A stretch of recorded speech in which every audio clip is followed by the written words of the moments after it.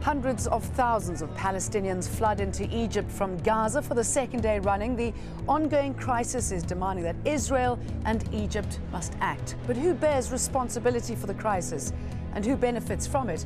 This is Inside Story.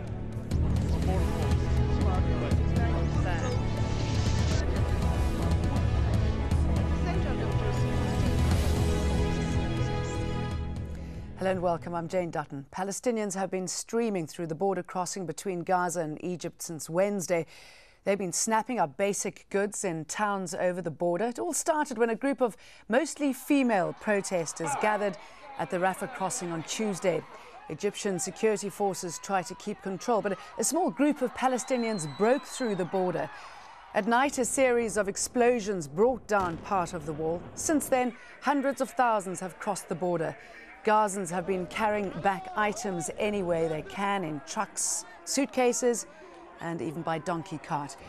But on Thursday, hundreds of Egyptian security forces massed along the border. They're checking goods to try and prevent weapons from going into Gaza. It's an indication that the doors to Egypt won't be open forever and that Gazans will have to go back to living under siege. The latest developments on the Egyptian-Palestinian border were followed by a series of statements from all sides, last of which was the US State Department. Speaking at a press conference, Tom Casey, the deputy spokesman for the US State Department, said, "One of our concerns, and one of the Egyptians' concerns as well, is that Hamas will use this action and take advantage of it as a cover for additional activities designed not to bring in consumer goods, but to allow fighters and others to get weapons and other kinds of supplies." Earlier statements included the Israeli Prime Minister Ehud Olmert, Egyptian President Hosni Mubarak, Palestinian President Mahmoud Abbas, and the dismissed Prime Minister Ismail Haniyeh. Here's what they had to say. There is no justification for demanding we allow residents of Gaza to live normal lives while shells and rockets are fired from their streets and courtyards at Sderot and other communities in the south. We will not harm the supply of food for children, medicine for those who need it, and fuel for institutions that save lives. When the Gazans came to the gate, they were pushed back. But then they came and forced their way across. There are a large number of them. People are hungry. They came over to buy food. We told the border security to let them in as long as no one is carrying arms. Hamas is giving Israel a pretext to continue their policy. Yesterday they fired 7 rockets. They need to stop firing rockets. We are searching for new solutions. We are ready to take over the control of the crossings for the sake of breaking the siege imposed on our people. But regretfully, there are those who do not wish to have the Palestinians live a normal life. We are ready to meet urgently in Cairo with our brothers in Egypt and in Ramallah to set up all the necessary measures to reopen the Rafah crossing and other crossings as well. Joining us to discuss this crisis on the borders between Gaza and Egypt are our guests. In Cairo, Hossam Zaki, spokesman for the Egyptian Foreign Ministry. In Gaza City, Ahmed Youssef, an advisor to the dismissed Prime Minister Ismail Haniyeh. And in Jerusalem, Gil Hoffman, chief political correspondent and columnist for the Jerusalem Post. Mr. Youssef, if Ismail Haniyeh is serious about calling a meeting in Cairo, why doesn't he go to Cairo while the borders are still open, meet with the Egyptians and ask Mahmoud Abbas to join them? Actually, maybe in the last couple of days, there are a lot of talks and communication to find a way how we reconcile the situation between Ramallah and Gaza and let the Egyptian mediating how we're going to solve the problem in Rafah. I do believe that a certain effort has been exerted in the last couple of days and maybe some proposal how the Palestinian, the Presidential Guard, maybe the government of Ismail Haniyeh here in Gaza, and the Egyptian also will make a certain arrangement how to control the border and making it open for the people to move from and to Gaza. There have been accusations against you, or certainly fears that Hamas is going to use this opportunity to bring weapons across the border. Is that what Hamas has been doing? No, actually, everybody is watching and monitoring the situation on the border. Actually, there is a lot of people from Hamas security try to make sure that nobody will smuggling anything illegal, either weapons or drugs. So I do believe, and the media are actually on the scene, covering and reporting from there. They can tell you exactly how is it's the Hamas side. People really, nobody, they don't let anybody to violate the law or smuggling anything illegal. Mr. Zaki, there's lots of pressure for Egypt to now close this border. Is this going to happen anytime soon? No, we said from the beginning that this is a temporary humanitarian situation that we have been dealing with since yesterday. I don't think it will last for a long time, but I do think it will come to an end, and we hope this end is going to be soon. But we cannot contemplate this at this moment. This is an intense, dire humanitarian situation that needed to be addressed, and we are doing that. Israel certainly wants this to end soon. Mr. Hoffman, we believe that they are now threatening to cut all links with this strip after this latest action. Is that an option for Israel? Israel is considering everything in order to return security to its people.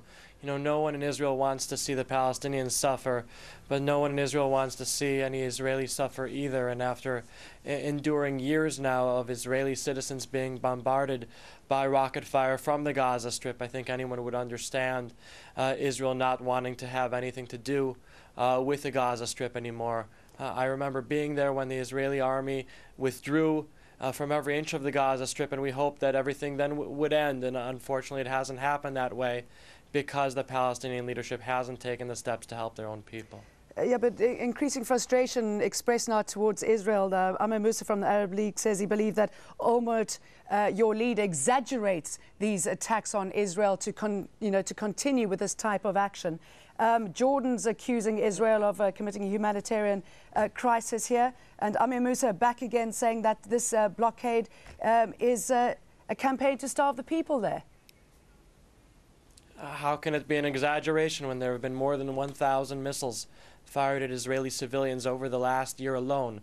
Little children having to run for their lives on their way to school. That's something that shouldn't be happening in this century anymore. And the Israeli government and leaders really decided that enough is enough. Enough pictures of our own people having to run for cover in fright. Israel's decided to take its fate into its own hands now. Mr. Zaki, would this be acceptable to the Egyptians if Israel does indeed relinquish any control it has over Gaza? It is not acceptable, but I guess what you're talking about is what has been floating in the media today in terms of not only relinquishing, but sort of shouldering the responsibility, between quotes, of the Strip to Egypt. And this is something that we said repeatedly we're not interested in, and we're not going to do it. The responsibility of the Strip should be of the Palestinian people once this Palestinian question is resolved. What should be done actually is to allow the peace process to go forward, and we are doing our part in that, and we hope everybody else will do their part in that. Well, Hamas is not playing its part by continuing to launch rocket attacks against southern Israel. Why doesn't that stop, particularly at this time when everybody seems to be getting together, certainly in the Arab world, to alleviate the situation? We have said many times, if they're ending the occupation, if they're Israeli, they don't attacking the Palestinian cities and town, and they don't have the daily incursion and targeting the Palestinian people. Actually, nobody will fire rockets. This is actually, you can say the same thing. Why they keep attacking the West Bank, where there is no rockets being fired from there, and there is no even military operation in the West Bank. And there is the Palestinian Authority who are taking care of the security. Why they keep attacking the people in Nablus, Tulkarem, Jenin, and killing people and arresting them? Why they killed 2,000 people in the last 2 years? Can he tell me how many people being killed by these missiles? They just use it as excuse to justify their aggression against the Palestinian people. They try to escape from their commitment. Both sides seem to be using this as justification for their aggression. As always. Let's move on to this, Mr. Zaki, the closure, or sorry, rather the opening of this border. We know that the US wasn't too pleased with Egypt. What sort of conversations did you have with them on the phone? What did you say to each other?